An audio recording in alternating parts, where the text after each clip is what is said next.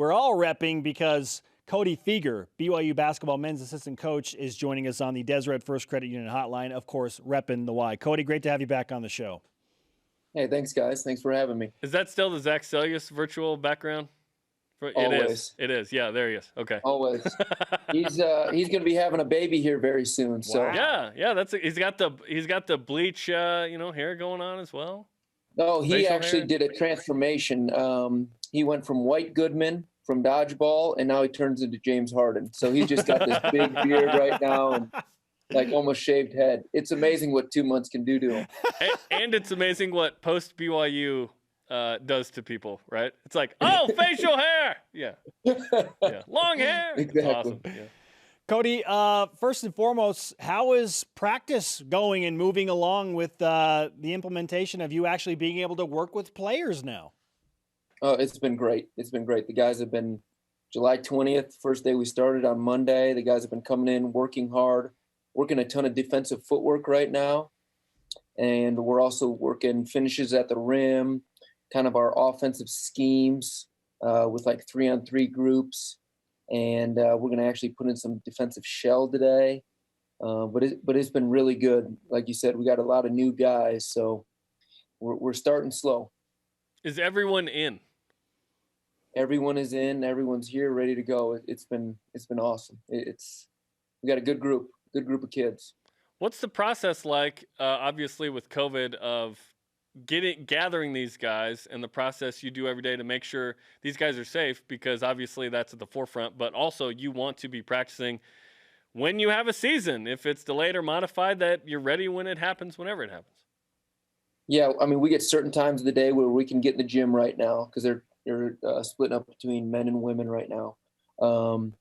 And they have to come in wearing a mask. They're getting checked every single day. Every time they come in, they're getting a wristband by Rob Ramos. He's checking everybody every day. They can't congregate in our offices or in the locker room or any other parts of the facilities. So it's like, come in, get your lift in, get your workout in, and then you gotta take off. But like coaches like us, while we're doing our workouts, we're wearing masks during it. I know in the NBA, a lot of those guys are wearing masks and the gloves, but we just have masks on right now. So it's been good. The guys are working hard. It's sometimes hard to hear with our masks on, but we're figuring it out.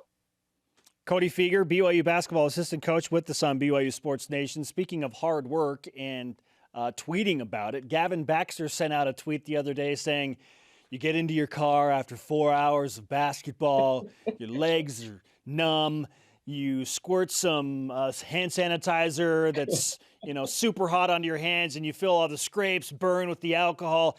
What did you think of Gavin Baxter's explanation of what this is like playing basketball at BYU amidst the COVID pandemic? That's just Gavin, right? I mean, he's just going to say something kind of ridiculous all the time. That's him. I mean, he's hilarious, but he comes in and he works really hard, and he loves to shoot afterwards and work on different nuances of his game. But that's just Gavin. I mean, I expect nothing less from him. He's a creative one. I love it. Last summer, we were talking about a labrum with Gavin, and here we are now with Wyatt Lowell last week. So I guess what happened, and he mentioned he's going to have surgery, and what's the timeline of expectation for a return for Wyatt Lowell? So the guys were playing pickup. This was last week. I want to say Wednesday or Thursday, I think. And it was like the first or second play, I guess. And then just Wyatt went running to the training room. I think it happened on some type of a rebound. Wyatt went running to the training room, and Rob got it checked out right away, and he had a doctor's appointment the next day. And so we found out, as soon as the doctor called Rob after that MRI imaging. But Wyatt's got good spirits about it. It's a little minor setback for a major comeback for him. He's going to be working hard when he comes back, and all the guys have been texting him, and he had the surgery yesterday, so things are getting better for him already. And how did the surgery go? Just from those initial reports? Yeah, no, everything went well. I don't know how many anchors they put in there, but it went well. He's feeling good. His mom and dad have all been hitting us up also. But Wyatt texted me, 2 hours after the surgery saying everything went good and he's feeling good. And this morning he already hit me back too. So we want you to play a doctor on TV, I guess. But is the timeline for that 5 to 7 months or something? What's generally the timeline? I mean, Gavin got his in, I think it was early October, and he was out until January, I want to say. So like 4 months, maybe?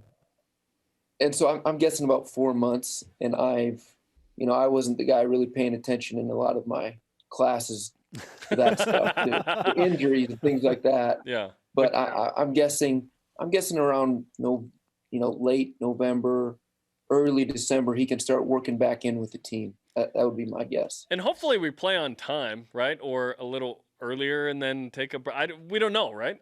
There's talks of, you start in January and you go into April or May or something. So we were just talking about, hey, maybe some kind of, if there is a delay, that would benefit a guy like Wyatt Lowell in his recovery. But who knows when we're going to play? What are you hearing? What's the conversation like as you try and navigate preparation for a season that you don't know when it's going to start? Everyone's talking about football. No one's really talking about basketball, but we're talking about basketball. No, for us, we're just going like we're going to start up our real practices on September, I think 28th, before our first game. I think that's the 30 days or whatever before our first game. We're just planning on going that way. We're not thinking twice until they tell us that we're pushed back or it's changing, things like that.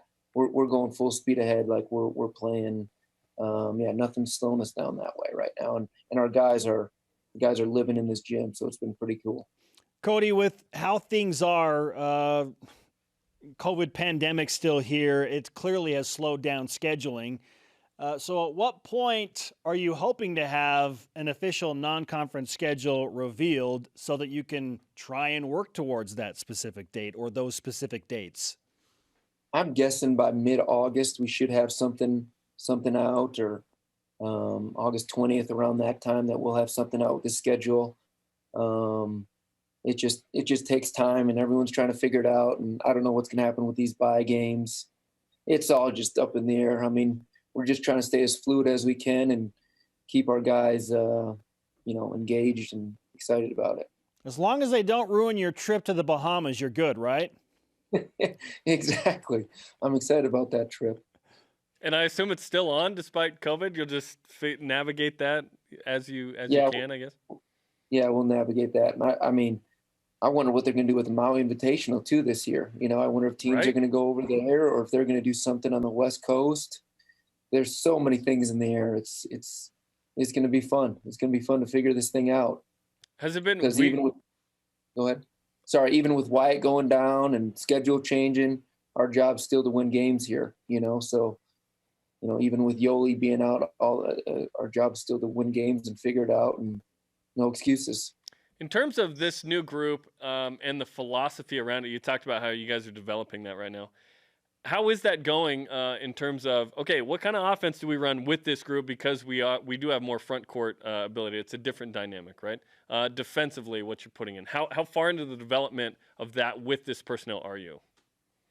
Yeah, and so far we are not even in that part. We're doing a lot of the same stuff right now offensively, post feed splits, kind of our ball screen motion. Just kind of like Matt Harms, he's learning to roll way better, way different than what, the specific way we teach it. So we're just kind of teaching, ball screens, how we do it. And then defensively right now, we haven't even talked about ball screen defense. We're just talking about, early shell and 2-on-2 stuff, just where to be all the time. So does that mean you kind of want to see these guys in person a little more before you figure out what works best, or do you want to put in what you've been doing with this group already? No, we'll start putting. We have a good idea. Like as a staff, we've met, ton obviously about what we're going to kind of implement. So we're kind of ready. We just haven't put it in yet because we're just starting slow with just footwork, just closeouts, how to do a closeout, how to, attack penetration with verticality, talking about anticipation, talking about catch two, being there on the catch and then catch the move. So we're just starting all really small stuff, and then we're going to add, ball screen defense here soon, and yeah, we haven't talked about any 5-on-5. It's mostly been 3-on-3, just kind of our little actions out of that. Cody, heaven forbid that no fans or I should say, heaven forbid that fans aren't allowed to attend games. But in that instance, I'm just excited to hear what you guys have to say. You're going to be the volume in the building potentially. It's going to be too loud.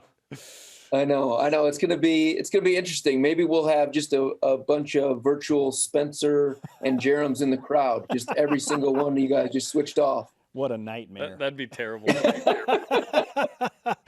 Cody, great to talk to you, man. Stay healthy and safe. We're excited about BYU basketball. You guys too. Appreciate you guys. You got it. Cody Fueger on the Deseret First Credit Union Hotline. Deseret First, you know why, we show how.